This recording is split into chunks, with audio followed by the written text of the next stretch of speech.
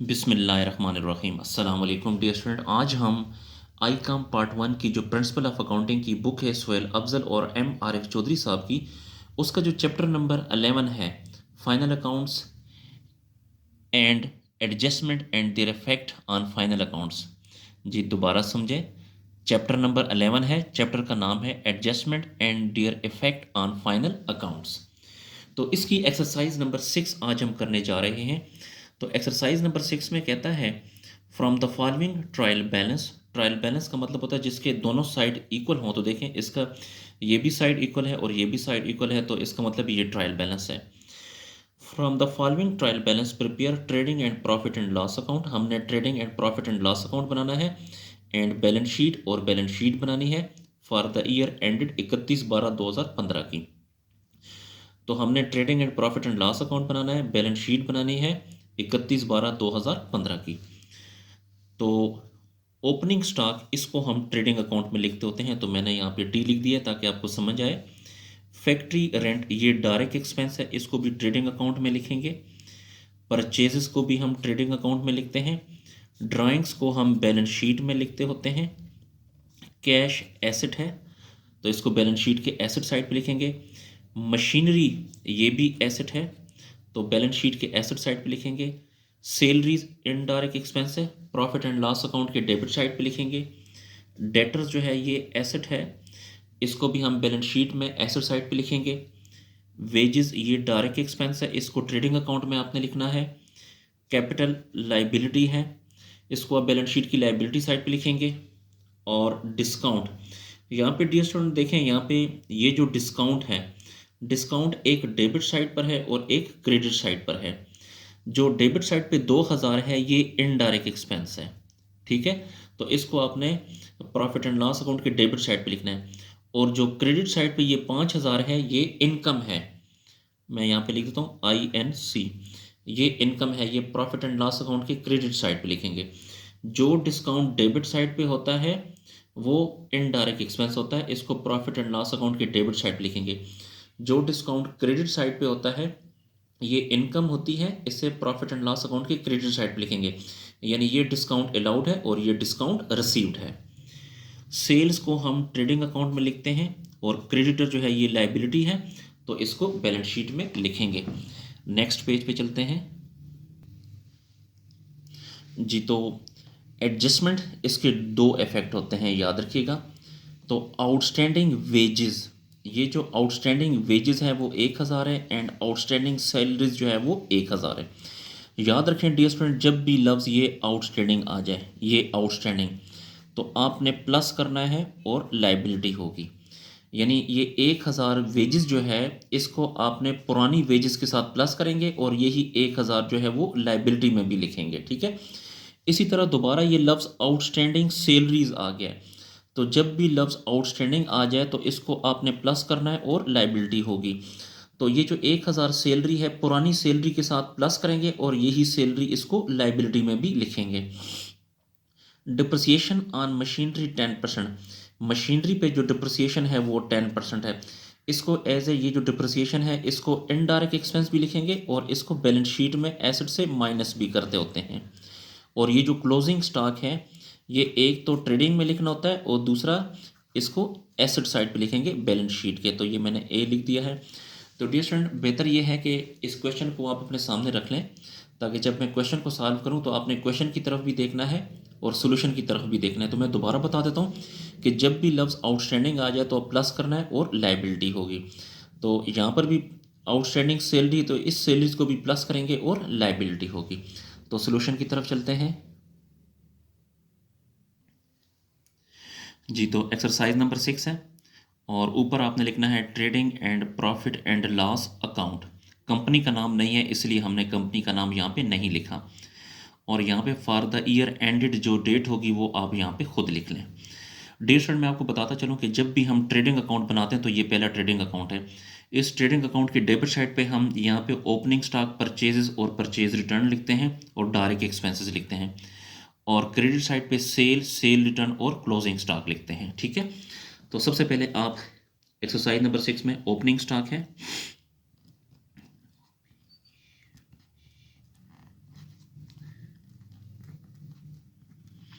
Opening stock की amount है 60,000, तो यहाँ पे लिखें 60,000। उसके बाद परचेजेस लिखें, यहाँ पे परचेज रिटर्न नहीं है इसलिए हम यहाँ पे परचेज रिटर्न नहीं लिखेंगे, और परचेजेस की जो अमाउंट है वो 21,000 है। यहाँ पे आप डायरेक्ट एक्सपेंस की हेडिंग दे दें, डायरेक्ट एक्सपेंसेस। डायरेक्ट एक्सपेंसेस में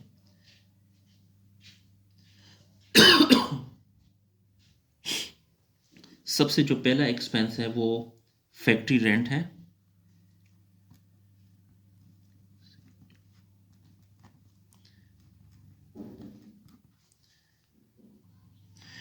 जी, तो फैक्ट्री रेंट की अमाउंट है 1600, यहाँ पर लिखेंगे।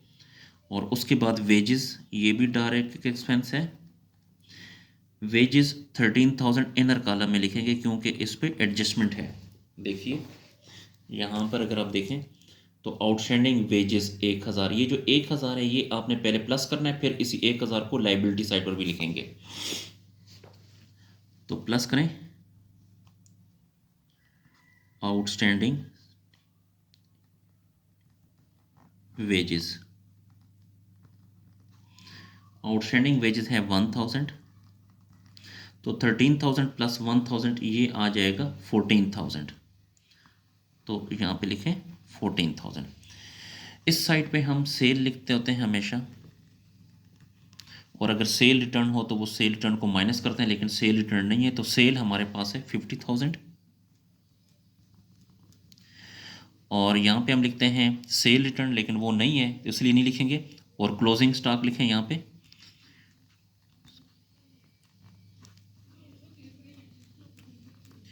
क्लोजिंग स्टॉक है 7,000। अब डियर स्टूडेंट आपने ये देखना है कि इन दोनों में से कौन सी साइड बड़ी है, तो इनमें से ये वाली साइड बड़ी है इस दफ़ा। इससे पहले जो हमने सवालात किए उनकी ये वाली साइड बड़ी होती थी, लेकिन इस दफ़ा इनकी ये वाली साइड बड़ी है। तो इनको प्लस करें 60,000 प्लस 21,000 प्लस 1,600 और प्लस 14,000, तो इससे आ जाएगा 96,600। यहाँ पर भी लिखें 96,600।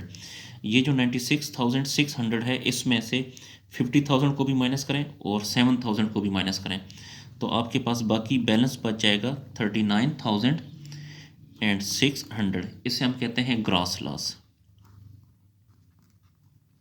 ग्रॉस लॉस डियर स्टूडेंट, अगर ये बैलेंस आ जाए इस साइड पे तो उससे कहते हैं ग्रॉस प्रॉफिट, अगर बैलेंस आ जाए इस साइड पे तो उससे कहते हैं ग्रॉस लॉस। जिस तरह हम यहाँ पे जब ग्रॉस प्रॉफिट होता है इसको उठा के हम यहाँ पे लिखते हैं, इसी तरह इस ग्रॉस लॉस को यहाँ से उठा के आपने यहाँ पे लिखना है। तो ये हमारा ट्रेडिंग अकाउंट कंप्लीट हो गया। अब इसके बाद ये है प्रॉफिट एंड लॉस अकाउंट, तो ये ग्रॉस लॉस उठा के यहाँ लिखें, ग्रॉस लॉस 39,600। उसके बाद ये प्रॉफिट एंड लॉस अकाउंट है। प्रॉफिट एंड लॉस अकाउंट के इस साइड पे हम सारे इनडायरेक्ट एक्सपेंसेस लिखते हैं डेबिट साइड पे, और क्रेडिट साइड पे हम सारी इनकम लिखते हैं, ठीक है। तो एक हमारे पास इनकम है डिस्काउंट रिसीव्ड, तो वो इस क्रेडिट साइड पे लिखें, डिस्काउंट रिसीव्ड, वो है 5,000। और इसके अलावा जो डिस्काउंट अलाउड है वो इनडायरेक्ट एक्सपेंस है, तो इस साइड पे लिखें, डेबिट साइड पे डिस्काउंट से डिस्काउंट भी कह सकते हैं या डिस्काउंट अलाउड भी कह सकते हैं। डिस्काउंट अलाउड है 2,000, यहाँ पे लिखें 2,000। फिर उसके बाद सैलरीज जो है ये इनडायरेक्ट एक्सपेंस है, तो इसको भी यहाँ पे लिखें। सैलरीज की अमाउंट इनर कॉलम में लिखें 3,600, क्योंकि इस पे जो है एडजस्टमेंट है। तो यहाँ पे अगर आप देखें आउटस्टैंडिंग सैलरीज 1,000, ये जो 1,000 है आपने इसको प्लस करना है और इसको लाइबिलिटी में भी लिखना है, तो पहले इसको भी प्लस करेंगे। तो प्लस करें आउटस्टैंडिंग सैलरीज, आउटस्टैंडिंग सैलरीज है 1000 और यही 1000 लाइबिलिटी में भी लिखेंगे। तो 3600 प्लस 1000 ये आ जाएगा 4600। उसके बाद डियर स्टूडेंट यहाँ पे अगर आप देखें तो डिप्रिसिएशन ऑन मशीनरी का 10%, ये जो डिप्रिसिएशन है ये भी इनडायरेक्ट एक्सपेंस होता है, ठीक है। तो यहाँ पे लिखें डिप्रिसिएशन ऑन मशीनरी,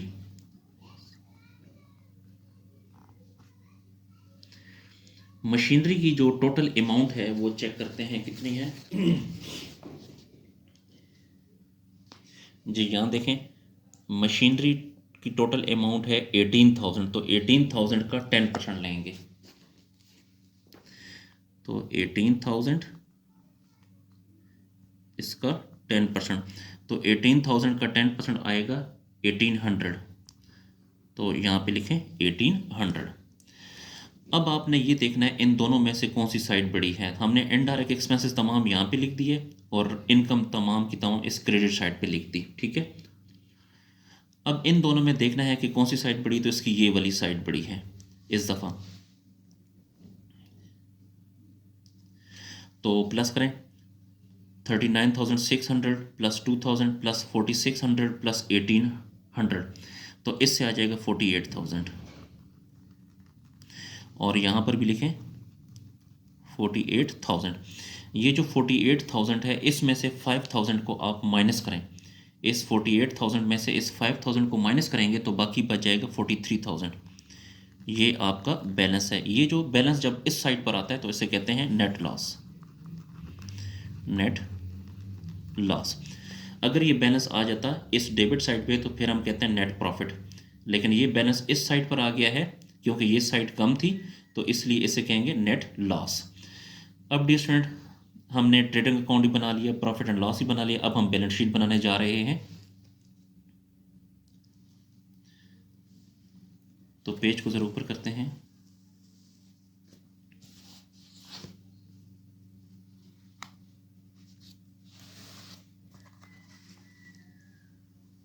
जी तो ये बैलेंस शीट है, इसमें आपने सबसे ऊपर लिखना है बैलेंस शीट। कंपनी का नाम नहीं है इसलिए कंपनी का नाम नहीं लिखा, और यहाँ पे एज ऑन भी लिख सकते हैं या फॉर द ईयर एंडेड भी लिख सकते हैं, और यहाँ पे आपने डेट लिखनी है।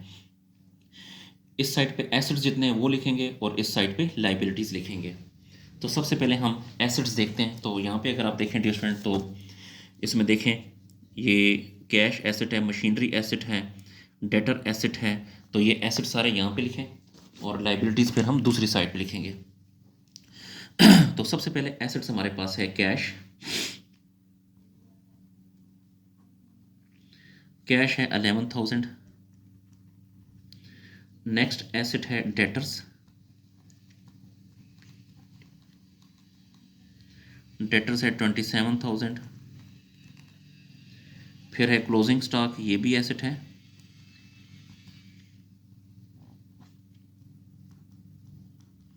क्लोजिंग स्टॉक डिफरेंट, ये मैंने आपको पहले बताया है।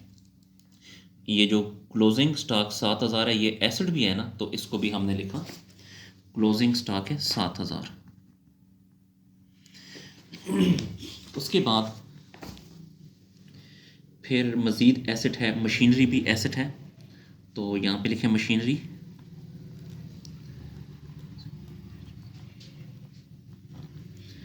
मशीनरी की अमाउंट है 18,000 और इसमें से आपने ये डिप्रिसिएशन माइनस करना है। देखें डिप्रिसिएशन ऑन मशीनरी कितना है 1800, ये माइनस करें।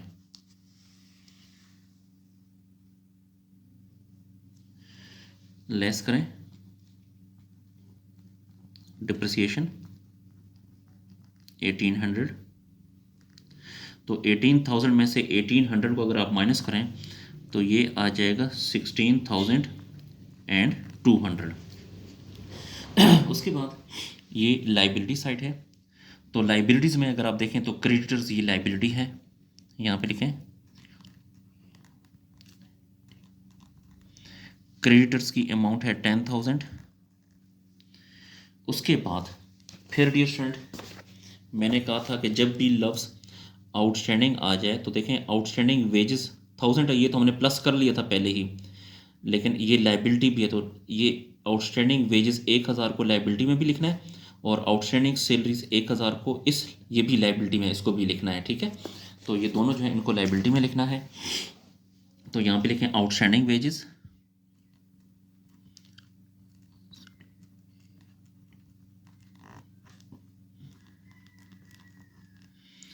आउटस्टैंडिंग वेजेस हैं 1000 और आउटस्टैंडिंग सैलरीज वो भी है 1000। फिर उसके बाद कैपिटल, ये भी लाइबिलिटी होती है। कैपिटल को हमेशा इनर कॉलम में लिखते हैं। कैपिटल है 1,00,000, इसमें से आपने माइनस करना है नेट लॉस। अगर नेट प्रॉफिट हो तो नेट प्रॉफिट को प्लस करना है, अगर नेट लॉस हो तो नेट लॉस को माइनस करना है। तो net loss, net loss dear student यहाँ पे अगर आप देखें तो ये आपने नेट लॉस 43,000 है, तो ये माइनस करें यहाँ पे नेट लॉस है 43,000। फिर इसको यहाँ पे लाइन लगा दें 1,00,000 में से 43,000 को माइनस किया तो 57,000 आ गया। फिर इसमें से माइनस करते हैं ड्राइंग, ड्राइंग की अमाउंट है हमारे पास, चेक करते हैं जी। यहाँ पे देखें ये जो ड्राइंग है, ड्राइंग की अमाउंट है 7,800। तो ये लिखें ड्राइंग है 7,800, इसको भी यहाँ पे लाइन लगाएं। तो 57,000 में से 7,800 को माइनस करें तो बाकी आ जाएगा 49,200। पेज को थोड़ा सा ऊपर कर लेते हैं डियर फ्रेंड।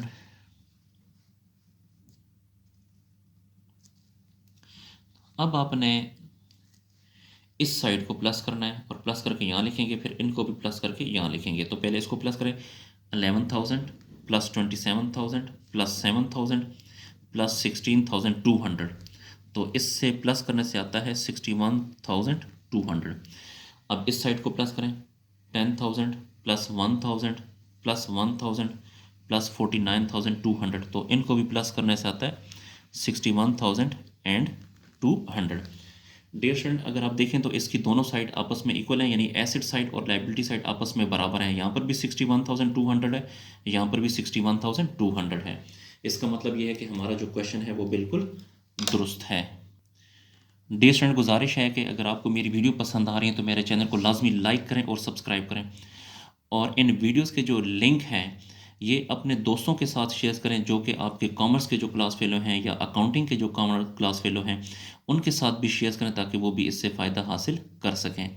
अगर आपको आई काम, डी काम, बी काम या इसके अलावा बाकी क्लासेस के अकाउंटिंग का सोल्यूशन चाहिए तो आप मेरे चैनल की प्लेलिस्ट में जाकर वहाँ से कंप्लीट सोल्यूशन हासिल कर सकते हैं। किसी पॉइंट की अगर आपको समझ नहीं आ रही तो आप कमेंट सेक्शन में जाकर मुझसे पूछ सकते हैं। अल्लाह हाफिज़।